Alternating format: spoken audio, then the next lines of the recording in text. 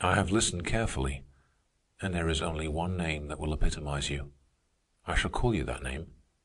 You are machine breakers. Do you know what a machine breaker is? Let me tell you.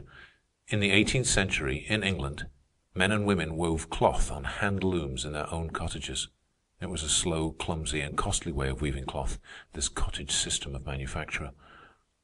Along came the steam engine and labor-saving machinery. 1,000 looms assembled in a large factory and driven by a central engine wove cloth vastly more cheaply than could the cottage weavers on their hand looms. Here in the factory was combination, and before it competition faded away. The men and women who had worked the hand looms for themselves now went into the factories and worked the machine looms, not for themselves but for the capitalist owners. Furthermore, little children went to work on the machine looms at lower wages and displaced the men. This made hard times for the men. Their standard of living fell. They starved, and they said it was all the fault of the machines. Therefore, they proceeded to break the machines.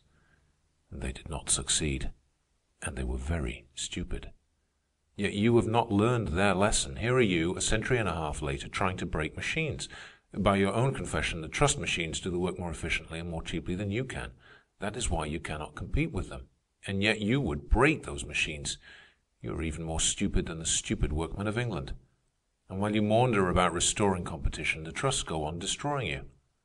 One and all, you tell the same story, the passing away of competition and the coming on of combination. You, Mr. Owen, destroyed competition here in Berkeley when your branch store drove the 3 small groceries out of business. Your combination was more effective. Yet you feel the pressure of other combinations on you, the trust combinations, and you cry out. It is because you are not a trust. If you were a grocery trust for the whole United States, you would be singing another song. And the song would be, "Blessed are the trusts."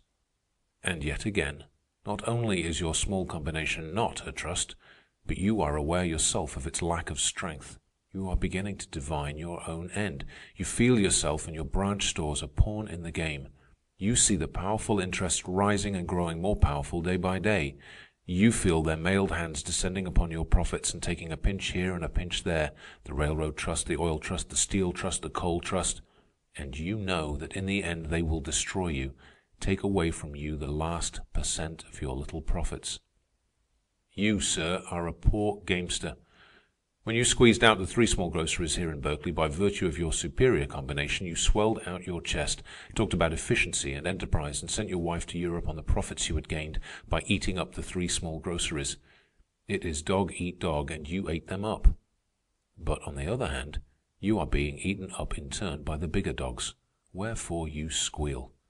And what I say to you is true of all of you at this table. You are all squealing. You are all playing the losing game, and you are all squealing about it. But when you squeal, you don't state the situation flatly, as I have stated it. You don't say that you like to squeeze profits out of others, and that you are making all the row because others are squeezing your profits out of you. No, you are too cunning for that. You say something else. You make small capitalist political speeches such as Mr. Calvin made. What did he say? Here are a few of his phrases I caught. Our original principles are all right. What this country requires is a return to fundamental American methods, free opportunity for all. The spirit of liberty in which this nation was born. Let us return to the principles of our forefathers. When he says free opportunity for all, he means free opportunity to squeeze profits, which freedom of opportunity is now denied him by the great trusts. And the absurd thing about it is that you have repeated these phrases so often that you believe them. You want opportunity to plunder your fellow men in your own small way, but you hypnotize yourselves into thinking you want freedom. You are piggish and acquisitive, but the magic of your phrases leads you to believe that you are patriotic. You desire for profits, which is sheer selfishness. You metamorphose into altruistic solicitude for suffering humanity. Come on now, right here amongst ourselves, and be honest for once. Look the matter in the face and state it in direct terms. There were flushed and angry faces at the table, and withal a measure of awe. They were a little frightened at this smooth-faced young fellow, and the swing and smash of his words, and his dreadful trait of calling a spade a spade. Mr. Calvin promptly replied. "And why not?" he demanded. "Why can we not return to ways of our fathers when this republic was founded? You have spoken much truth, Mr. Everhard, unpalatable though it has been. But here amongst ourselves let us speak out. Let us throw off all disguise and accept the truth as Mr. Everhard has flatly stated it. It is true that we smaller capitalists are after profits, and that the trusts are taking our profits away from us. It is true that we want to destroy the trusts in order that our profits may remain to us. And why can we not do it? Why not, I say? Why not?" "Ah, now we come to the gist of the matter," Ernest said with a pleased expression. "I'll try to tell you why not, though the telling will be rather hard. You see, you fellows have studied business, in a small way, but you have not studied social evolution at all. You are in the midst of a transition stage now in economic evolution, but you do not understand it, and that's what causes all of the confusion. Why cannot you return? Because you can't. You can no more make water run uphill than you can cause the tide of economic evolution to flow back in its channel along the way it came. Joshua made the sun stand still upon Gibeon, but you would outdo Joshua. You would make the sun go backward in the sky. You would have time retrace its steps from noon to morning. In the face of labor-saving machinery, of organized production, of the increased efficiency of combination, you would set the economic sun back a whole generation or so to the time when there were no great capitalists, no great machinery, no railroads, a time when a host of little capitalists warred with each other in economic anarchy, and when production was primitive, wasteful, unorganized, and costly. Believe me, Joshua's task was easier, and he had Jehovah to help him. But God has forsaken you small capitalists. The sun of the small capitalists is setting. It will never rise again. Nor is it in your power even to make it stand still. You are perishing, and you are doomed to perish utterly from the face of society. This is the fiat of evolution. It is the word of God. Combination is stronger than competition. Primitive man was a puny creature hiding in the crevices of the rocks. He combined and made war upon his carnivorous enemies. They were competitive beasts. Primitive man was a combinative beast, and because of it he rose to primacy over all the animals. And man has been achieving greater and greater combinations ever since. It is combination versus competition, a 1,000-centuries-long struggle in which competition has always been worsted. Whoso enlists on the side of competition perishes. "But the trusts themselves arose out of competition," Mr. Calvin interrupted. "Very true," Ernest answered.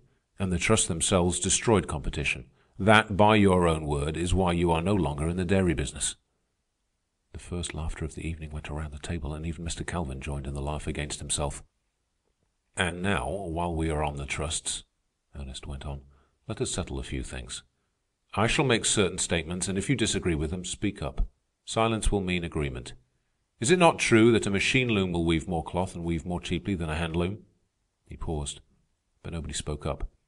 "Is it not then highly irrational to break the machine loom and go back to the clumsy, more costly hand loom method of weaving?" Heads nodded in acquiescence.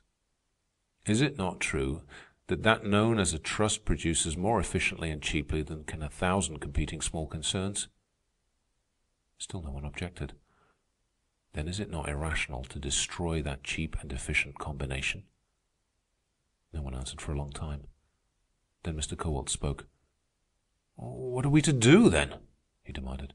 "To destroy the trusts is the only way we can see to escape their domination." Ernest was all fire and aliveness on the instant. "I'll show you another way," he cried.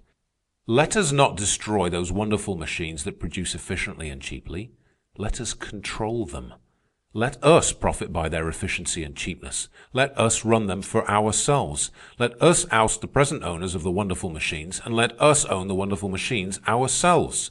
That, gentlemen, is socialism, a greater combination than the trusts, a greater economic and social combination than any that has yet appeared on the planet. It is in line with evolution. We meet combination with greater combination. It is the winning side. Come on over with us, socialists, and play on the winning side." Here arose dissent. There was a shaking of heads, and mutterings arose. "All right, then. You prefer to be anachronisms," Ernest laughed. "You prefer to play atavistic roles. You are doomed to perish as all atavisms perish. Have you ever asked what will happen to you when greater combinations than even the present trusts arise? Have you ever considered where you will stand when the great trusts themselves combine into the combination of combinations, into the social, economic, and political trust?